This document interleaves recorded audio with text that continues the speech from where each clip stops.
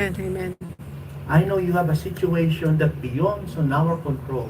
But if you hold on to a God who hears your prayers, kapatid, let the miracle of God mamangha ka, kapatid. Amen. Amen. Yes, the miracle happens. Now second, paano natin malalaman na binibring down ni God ang mga hambog at He will help those helpless who depend His deliverance?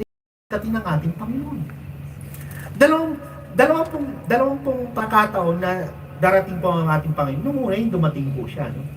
Sabi po rito, as you know, ano po ang tawag sa Sunday bago po siya pinako sa krus? Huli, ano? What did you say that? Exacto, pambira. Yung Saturday kahapon, iba-iba sinabi. As, Pero tapo, no? It's Sunday. Palm Sunday, before His crucifixion. Ano pong ginawa ng ating Panginoon? He rode into Jerusalem on a donkey. Donkey. he rode in a donkey. Donkey, no? Donkey. He ride on a donkey. Tama ba? Precisely fulfilling the prophecy. Ride on the donkey.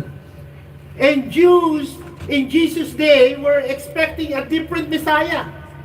Ang Messiah po ay takapagligtas, Savior. At gusto nilang maranasan na yung pangako na darating yung Messiah.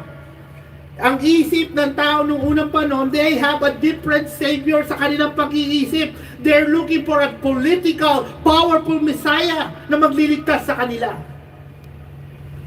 Yun ang thinking nila. Yan na ba yung political Messiah? Bakit ganun donkey ang sakayan? Mukhang kinuha lang to sa luneta. Yeah? Donkey, no?